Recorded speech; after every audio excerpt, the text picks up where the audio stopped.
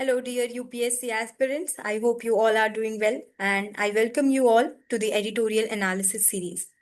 In these sessions, we discuss the important editorials from The Hindu and Indian Express. I try to explain them in simple and concise manner and also do some value addition from my side. So let's start.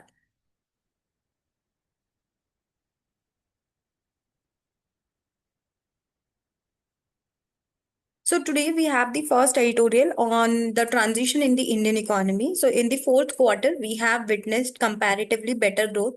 Previous quarters में growth काफी कम थी.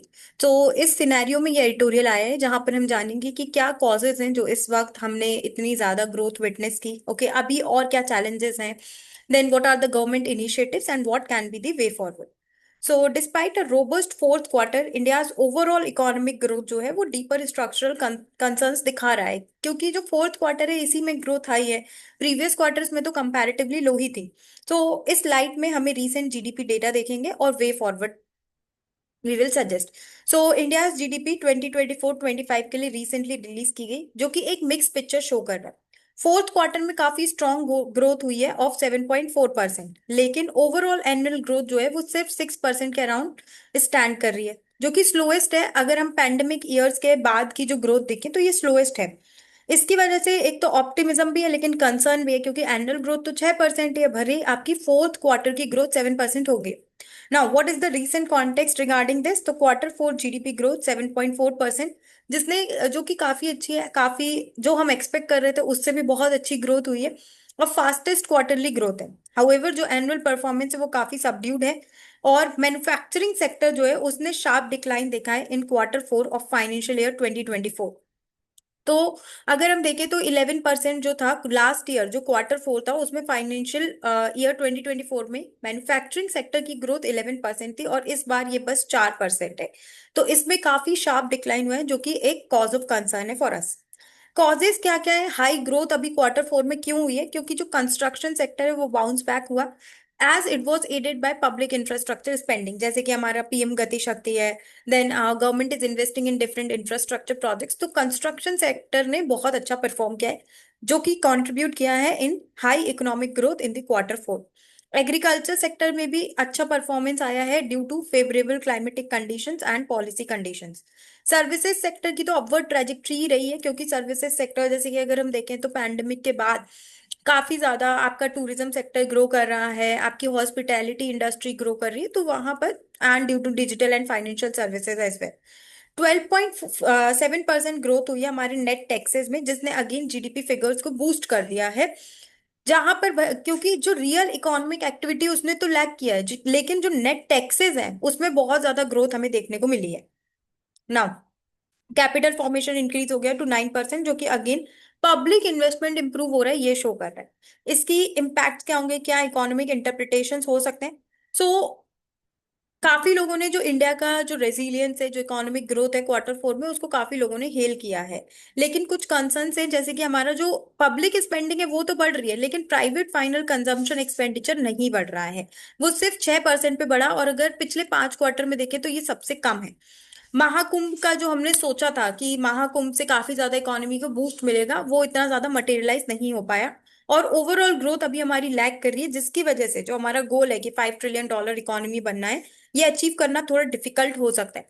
Government तो इसके लिए काफी initiatives ले रही है, जैसे कि हमारा विजन है विकसित भारत बाय 2047. इकोनॉमिक ग्रोथ में हमने एक्सपेक्ट किया है कि 8% एनुअल ग्रोथ चाहिए for a decade. Government low inflation stable growth, chief economic adviser भी इस पे काफी ज्यादा एम्फेसाइज कर रहे हैं. Though this may constrain high acceleration, infrastructure push है, मेक इन इंडिया है, प्रोडक्शन लिंक्ड इंसेंटिव स्कीम्स है. तो ये सब गवर्नमेंट की साइड से किया जा रहा है ताकि हम अपना 8% ग्रोथ का जो अचीव टारगेट है उसको अचीव कर पाए.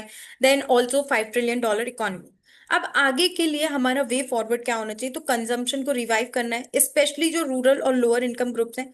स्ट्रक्चरल रिफॉर्म्स आपको चाहिए ताकि जो मैन्युफैक्चरिंग सेक्टर में आपने जो शार्प डिक्लाइन देखा है वो रिवाइव हो सके. प्राइवेट सेक्टर इन्वेस्टमेंट, सिर्फ पब्लिक स्पेंडिंग से कुछ नहीं होगा, प्राइवेट सेक्टर स्पेंडिंग चाहिए, पॉलिसी में सर्टेनिटी होनी चाहिए, और एक्सपोर्ट्स बढ़ाने पड़ेंगे.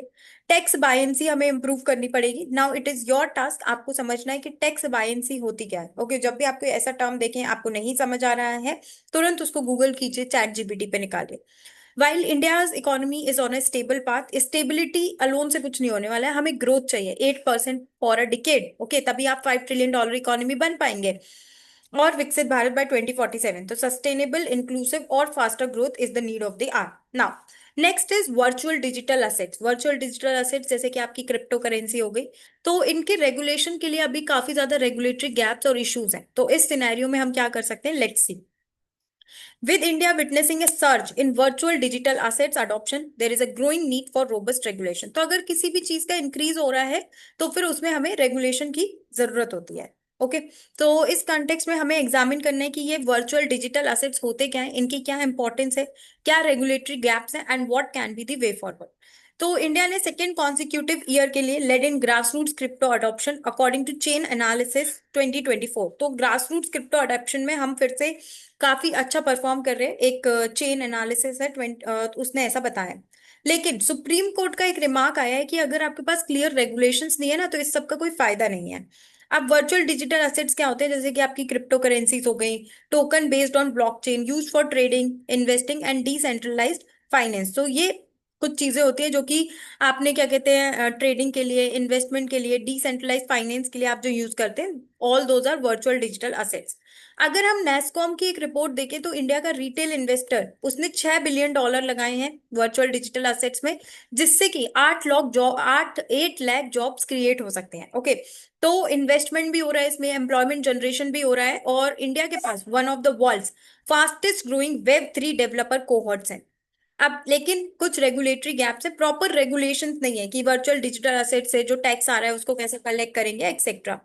सबसे पहले तो आरबीआई के कुछ अर्ली कंसर्न्स है, जैसे कि रिजर्व बैंक ऑफ इंडिया उसने वॉर्न करना स्टार्ट किया अगेंस्ट क्रिप्टो इन 2013, सेइंग कि इससे मॉनेटरी और फाइनेंशियल स्टेबिलिटी हमारी हैम्पर होती है, क्योंकि क्रिप्टो काफी ज्यादा डिसेंट्रलाइज्ड है, तो आरबीआई के कंट्रोल में नहीं है, जिसकी वजह से हमारी फाइनेंशियल स्टेबिलिटी थ्रेटन हो सकती है।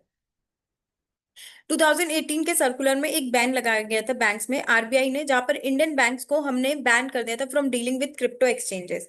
इसकी वजह से अगेन क्रिप्टो करेंसी की जो इंडस्ट्री है उसको काफी ज्यादा ऑब्स्टिकल्स फेस करने पड़े थे। तो एक अगर प्रॉपर रेगुलेटरी फ्रेमवर्क होगा उससे हमें भी बेनिफिट होगा, जो लोग इसमें डील कर रहे हैं उनको भी बेनिफिट होगा। लेकिन सुप्रीम कोर्ट ने इसको अनकॉन्स्टिट्यूशनल बोला था और इसको क्या कहते हैं, ओवरटर्न कर दिया था। टैक्सेशन फ्रेमवर्क बहुत ज्यादा कंफ्यूजिंग है, वीकली एनफोर्स हो रहा है। इंडिया ने 1% टैक्स डिडक्शन एट सोर्स तो लगाया है, लेकिन एक 30% कैपिटल गेन्स टैक्स है, तो ये काफी ज्यादा कॉम्प्लेक्स है, जो लोगों को समझ नहीं आ रहा है हाउ इट इज वर्किंग। साथ में इसका एनफोर्समेंट बहुत ही पुअर है, जिसकी वजह से ऑफशोर प्लेटफॉर्म्स पे तो ये बिल्कुल ही नहीं रख पा रहे। विद इन द कंट्री आप फिर भी लगा सकते हो, बट ऑफशोर प्लेटफॉर्म्स पे जो क्रिप्टो एक्सचेंजेस हो रहे हैं और उस पे इंडिया की क्या अर्निंग हो रही है, वहां पर ये नहीं लग पा रहा है। रेवेन्यू लॉस हो रहा है क्योंकि ऑफशोर प्लेटफॉर्म्स पे लगा रहे हैं।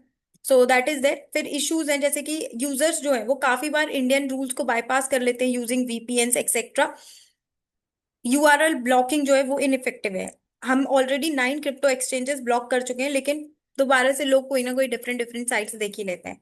Web traffic to these banned sites actually rose by 57%, showing how weak the enforcement has been.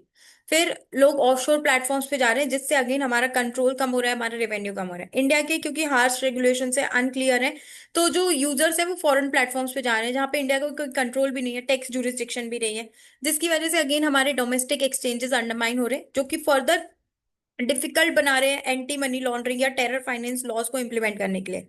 Now virtual asset service providers का क्या रोल है इसमें, जो लोग वर्चुअल डिजिटल असेट्स प्रोवाइड कर रहे हैं वो क्या कर रहे हैं, तो वो तो they are ready to collaborate, ठीक है, improve steps like cyber insurance, cyber hygiene audits, वो लोग they are taking all these steps. तो इट इज इंडिया जिसको एक प्रॉपर रेगुलेटरी फ्रेमवर्क बनाना है। टैक्स टैक्स इवेजन नहीं होगा एक तो, अगर आपके पास प्रॉपर पॉलिसी रहेगी, ठीक है, लीगल फ्रेमवर्क में होगा, इनोवेशन होगा, फाइनेंशियल स्टेबिलिटी होगी, इसीलिए we need a proper framework. Already क्या इनिशिएटिव्स लिए गए हैं, तो जैसे कि इंडिया की G20 प्रेसिडेंसी ने जब इंडिया के पास G20 प्रेसिडेंसी थी तो हमने एक डायलॉग इनिशिएट किया ग्लोबल क्रिप्टो रेगुलेशन पे। फिर IMF, FATF, financial stability board, ये लोग risk based standardise virtual digital asset framework की बात कर रहे हैं। फाइनेंस मिनिस्ट्री, डिफरेंट लोग मिलके कंसल्टेशंस कर रहे हैं कि कैसे हम एक प्रॉपर रेगुलेशन बना सकते हैं, जिसपे कि हमारी जो फाइनेंस मिनिस्टर है निर्मला सीतारमन, उन्होंने भी बोला है कि India must lead in shaping global crypto regulations. एक कॉम्प्रिहेंसिव और बैलेंस्ड फ्रेमवर्क जो कि इनोवेशन, टैक्सेशन, फाइनेंशियल स्टेबिलिटी सब प्रमोट करे, वो हमें इस वक्त चाहिए होगा। Now this is again an article on India's recent GDP जो अभी रिलीज हुई है उसके ऊपर ही है ये काफी ज्यादा डिटेल्ड है। It is an editorial of Indian express, तो इससे आपको और ज्यादा क्लैरिटी मिलेगी, which is discussing about India's economic performance. जैसा कि अभी एनएसओ ने हाल ही में जीडीपी एस्टिमेट्स हमारे निकाले हैं, तो कुछ स्ट्रक्चरल बॉटलनेक्स पे इसमें यहाँ पर, जैसे कि हमने हिंदू में भी देखा कि कुछ स्ट्रक्चरल बॉटलनेक्स हैं हमारे यहाँ अभी भी, जैसे कि प्राइवेट फाइनेंशियल कंजम्पशन एक्सपेंडिचर उतना नहीं बढ़ रहा है, जिस पर हमको वर्क करने की जरूरत है। This we have already seen कि क्या हमारी ग्रोथ हुई है। ओके, 6% एनुअल ग्रोथ है हमारी। Financial year 2024 growth revised upward to 8.2%। देन 22-23 में हमने अगेन 6% देखी थी। ये इंडिकेट कर रहे हैं कि इंडिया की इकोनॉमी ने रीबाउंड तो कर लिया है और सस्टेन्ड ग्रोथ के साइंस दिखा रही है, लेकिन फिर भी कुछ स्ट्रक्चरल बॉटलनेक्स हैं। सबसे पहले हम समझ लेते हैं कि ड्राइवर्स ऑफ ग्रोथ क्या है। आखिर जो हम रिबाउंड कर पाई है हमारी इकोनॉमी, सस्टेन्ड इकोनॉमिक ग्रोथ हम विटनेस कर रहे हैं, इसके पीछे के रीजंस क्या है। तो यहाँ पर जैसे कि अगर हम देखें तो private consumption year by year बढ़ गया हमारा 7.2%। गवर्नमेंट कैपिटल एक्सपेंडिचर बढ़ रहा है, और जैसे कि हमने ऊपर देखा एग्रीकल्चर और सर्विसेज सेक्टर ने अच्छा परफॉर्म किया। Weaker areas rural consumption fragile है, प्राइवेट इन्वेस्टमेंट लिमिटेड है। क्यों? क्योंकि इंटरेस्ट रेट्स काफी ज्यादा हैं और ग्लोबल अनसर्टेनिटी है, तो लोग अपना पैसा अभी इन्वेस्ट करने के बारे में इतना नहीं सोच रहे हैं। ग्लोबल हेडविंड्स और रिस्क भी हैं, जैसे कि इंडिया की इकोनॉमिक परफॉर्मेंस ग्लोबल डेवलपमेंट से भी शेप की जा रही है, जैसे कि यूएस के टैरिफ्स हो गए। ओके, तो यूएस इकोनॉमी में स्लो डाउन है, तो ये भी वन ऑफ द रीजन है कि हमारी इकोनॉमी क्यों थोड़ी स्लो डाउन कर रही है। टैरिफ इंक्रीज हो रहे हैं, डी ग्लोबलाइजेशन ट्रेंड्स हो रहे हैं।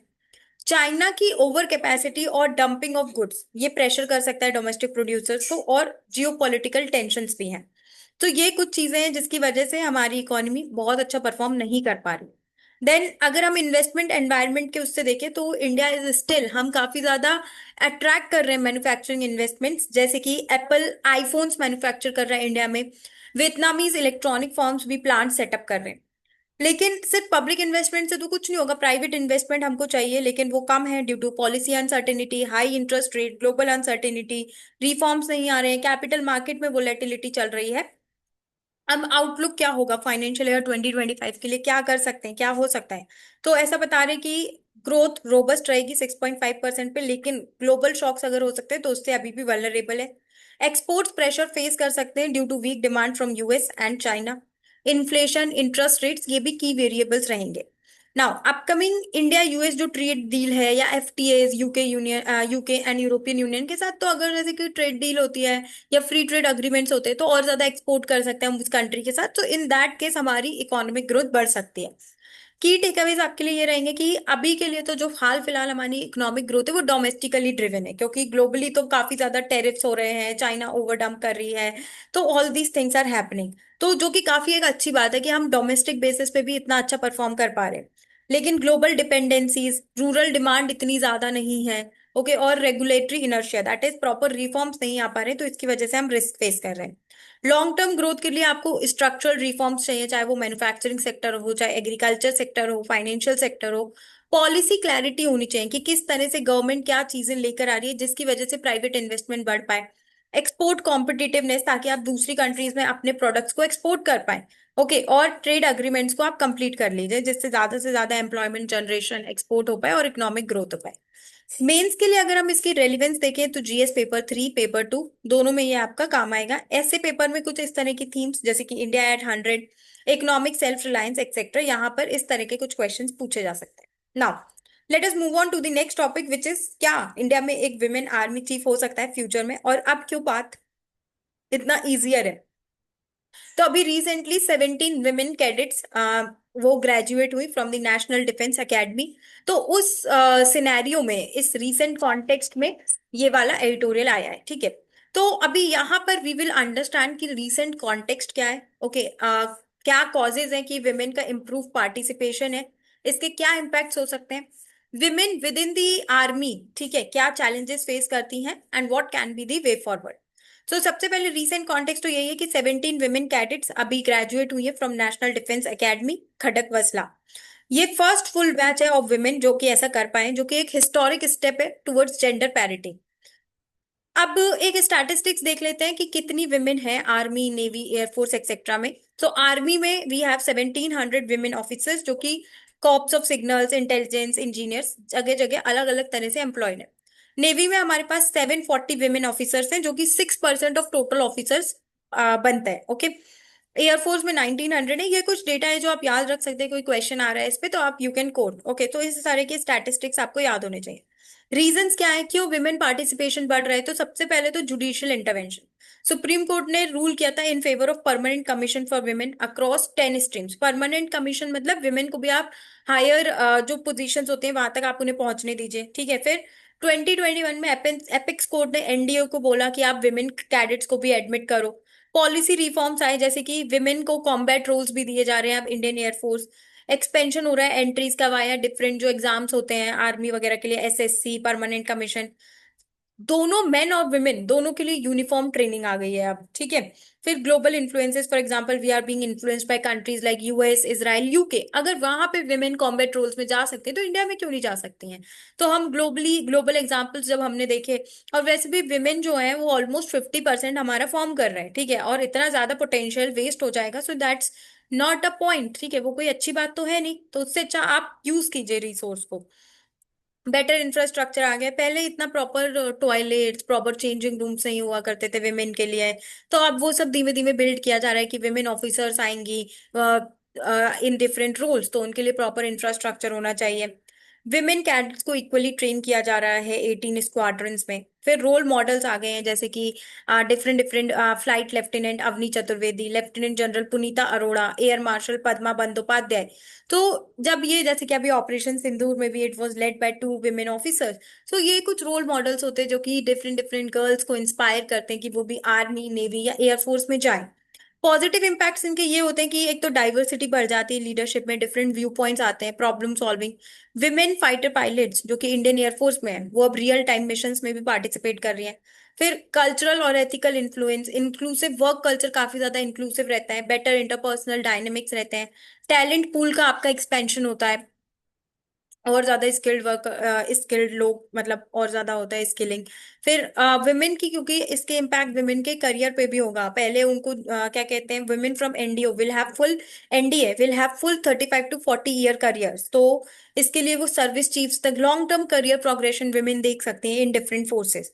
लेकिन अभी भी कुछ चैलेंजेस हैं, जैसे कि उनका कॉम्बैट आर्म्स में लिमिटेड रोल है, it's still restricted to infantry, artillery etcetera. सिर्फ कुछ ही आईएएफ फाइटर स्क्वाड्रन है जो कि विमेन को अभी इंक्लूड करते हैं, तो वो पूरी तरह से विमेन को वो रोल नहीं मिल पा रहा है आर्म फोर्सेस में। इंफ्रास्ट्रक्चर अभी इतना अच्छा नहीं है, maternity policies, separate facilities etcetera, इसमें अभी भी स्ट्रगल फेस करना पड़ रहा है। फिर कल्चरल बायस है, जैसे कि मेल डोमिनेटेड हायरार्की, अभी वो उन्हें फेस करनी पड़ेगी कुछ दिनों तक।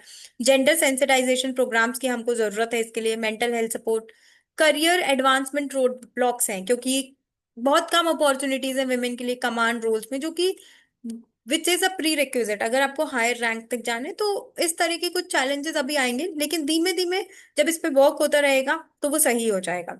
फिर इसके लिए गवर्नमेंट ने ऑलरेडी इनिशिएटिव्स लिए हैं, जैसे कि परमानेंट कमीशन अलाउ कर दिया है 10 स्ट्रीम्स में। इंडक्शन हो गया है विमेन का एनडीए में। सैनिक स्कूल्स, आरआईएमसी एडमिशंस ये गर्ल्स के लिए ओपन अप हो गए हैं। एक्सपेंशन हो रहा है विमेन की एंट्रीज का into navy, submarines, fighter jets. Dedicated training staff है, इंफ्रास्ट्रक्चर बढ़ाया जा रहा है। Now what can be the way forward? So policy reforms की जरूरत है, स्ट्रक्चरल चेंजेस की जरूरत है। ग्लोबल बेस्ट प्रैक्टिसेस, जैसे कि यूएसए जहाँ पे पूरा इंटीग्रेशन है विमेन का डिफरेंट रोल्स में। Israel mandatory service for women, high inclusion in elite units. UK से सीख सकते हैं जहां पर सारे मिलिट्री रोल्स ओपन किए गए हैं विमेन को बाय 2018। तो इस तरह की कुछ चीजें हैं जो हम दूसरे देशों से सीख सकते हैं। कल्चरल चेंज आपको लाने की जरूरत है, लोगों का माइंडसेट बदलने की जरूरत है, जहां पर जेंडर सेंसिटाइजेशन प्रोग्राम्स कर सकते हैं, इंक्लूसिव लीडरशिप ट्रेनिंग ला सकते हैं हम अकेडमीज में, कि विमेन अगर आ रही है तो आप लोग उनके ऊपर डोमिनेट ना करें, आप लोग उनको डिस्क्रिमिनेट ना करें। एक इंक्लूसिव लीडरशिप आप बनाइए।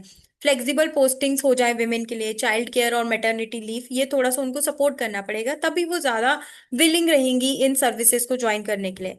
फिर प्रॉपर जेंडर ऑडिट्स होने चाहिए, ट्रांसपेरेंट प्रमोशन और पोस्टिंग रिकॉर्ड्स। कंक्लूजन में हम ये जनरल नरवणे का विजन डाल सकते हैं कि वो बोल रहे हैं कि वो, उनको लगता है कि within 30 to 40 years a women could be standing where he is, तो वुमेन भी अब उस आर्मी चीफ की पोजीशन तक पहुंच सकते हैं। इस तरह के प्रोग्रेसिव रिफॉर्म्स कंट्री में आ रहे हैं।